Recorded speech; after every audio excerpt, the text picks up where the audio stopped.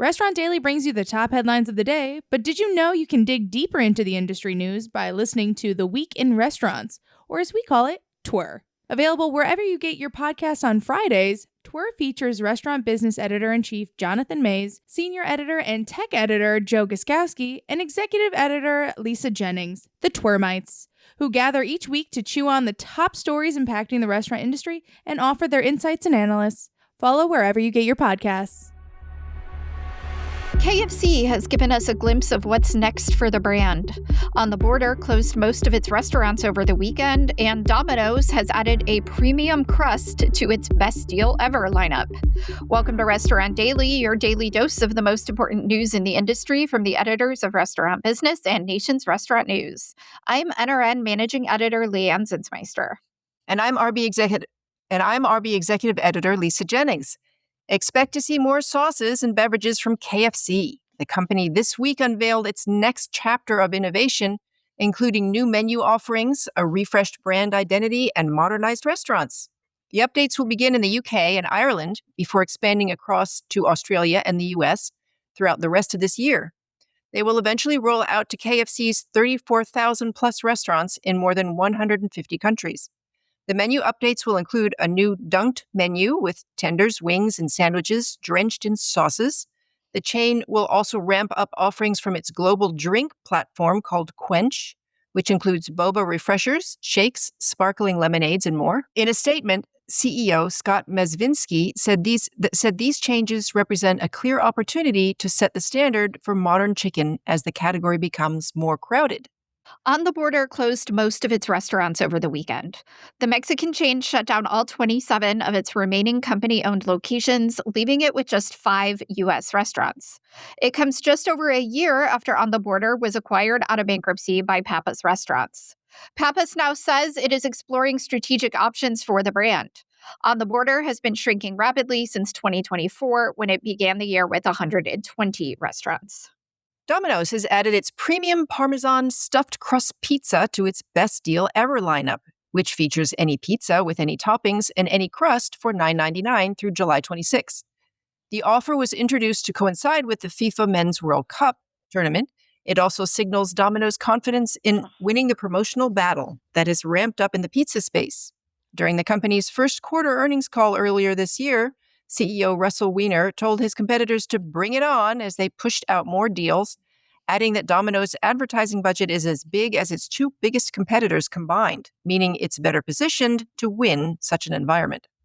Church's Texas Chicken is also jumping into the World Cup promotion frenzy, introducing a Golazo meal designed for watch parties.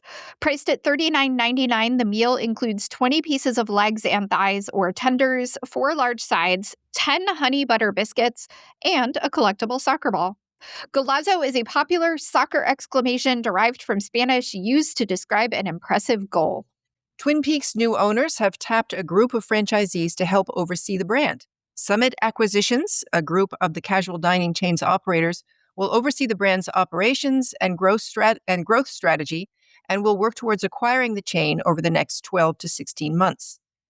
Twin Peaks is sold to a group of Fat Brands bondholders out of bankruptcies in a deal separate from the rest of the company, and it will be operated separately. The chain's existing corporate leadership team will remain with the company. Slim Chickens recently opened its 3rd fly-through location in a bid to diversify its real estate portfolio for franchisees. The drive-through only model also appeals to convenience-seeking consumers and allows the company to build brand awareness in a broader range of trade areas.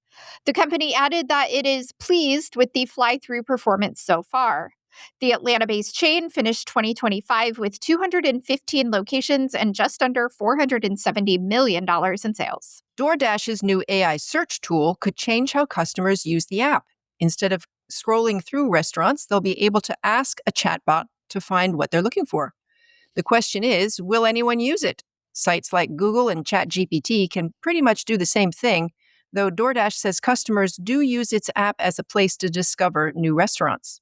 We put the new tool to the test in this week's Tech Check column on restaurantbusinessonline.com. The James Beard Award winners are announced. The glittering annual ceremony was scheduled for Monday night in Chicago, and although this podcast was recorded before the winners were known, listeners will find full coverage of the event at nrn.com and restaurantbusinessonline.com.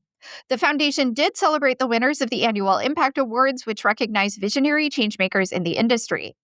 Honorees this year included the Coalition for Humane Immigrant Rights, or CHRLA, in California, the John Bon Jovi Soul Foundation, which operates the Pay It Forward JBJ Soul Kitchen in New Jersey, Senator Ben Ray Lujan in New Mexico for work protecting SNAP, ReFed, which advocates for reducing food waste, and the Southern Smoke Foundation, which provides access to mental health services to food and beverage workers.